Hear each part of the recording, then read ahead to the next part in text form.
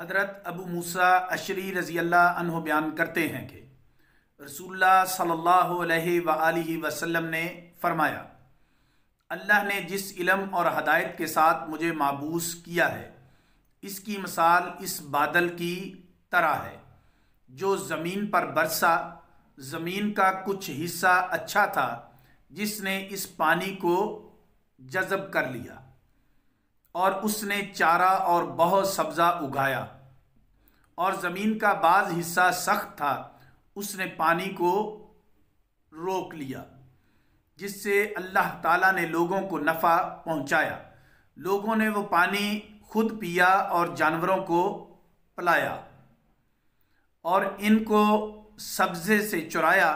और ज़मीन का बाज़ हिस्सा चटियल मैदान था, जिस पर जब बारिश हुई तो ज़मीन के इस हिस्सा ने पानी रोका और जमा किया, और ना इसमें सब्ज़ा और घास उगी। ये मिसाल इन लोगों की है जिन्होंने अल्लाह के दीन को समझा और इसका फैज़ पहुँचाया। और अल्लाह ताला ने जिस हदायत के साथ मुझे माबूस किया है, इसका इल्म हासिल किया और वो इल्म आगे पहुँचाया। और ये इन लोगों की मिसाल है जिन्होंने इस इल्म की तरफ सर उठाकर नहीं देखा और ना इस हदायत की तरफ देखा जिसके साथ मुझे मबऊस किया गया है, और इसको कबूल नहीं किया। इस मिसाल में आपने ये बयान फरमाया है कि ज़मीन की 3 किस्में हैं, इसी तरह लोगों की भी 3 किस्में हैं। ज़मीन की पहली किस्म यह है कि ज़मीन पहले मुर्दा हो, फिर बारिश होने से इसमें सब्ज़ा पैदा हो जाए, जिससे इंसान और मवेशी दोनों फ़ायदा हासिल करें। इसी तरह लोगों की पहली किस्म यह है कि इनके पास हदायत और इल्म पहुँचे और वो ख़ुद भी इल्म पर अमल करें और दूसरों को भी तालीम दें। इस किस्म में फ़ुक़हा और मुज्तहिदीन शामिल हैं।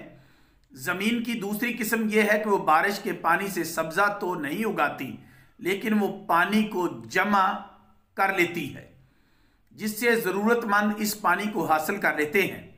इसी तरह लोगों की दूसरी किस्म यह है कि इनमें अहादीस से मसाइल को मुस्तनबित करने की सलाहियत तो नहीं होती, मसाइल अखज़ करने की सलाहियत तो नहीं होती, लेकिन वो अहादीस को महफूज और मुंज़बत कर लेते हैं, जिससे मुज्तहिदीन इस्तिफ़ादा करते हैं।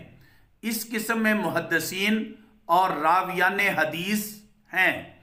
और ज़मीन की तीसरी किस्म वो है जो ना सब्ज़ा उगाती है और ना पानी को महफूज रखती है। और इसी तरह लोगों की तीसरी किस्म वो है जिन्होंने आपके लाए हुए दीन को बिल्कुल कबूल नहीं किया, और ये कुफ़ार और मुनाफ़िकीन हैं। वमा अलैना इल्लल बलागुल मुबीन।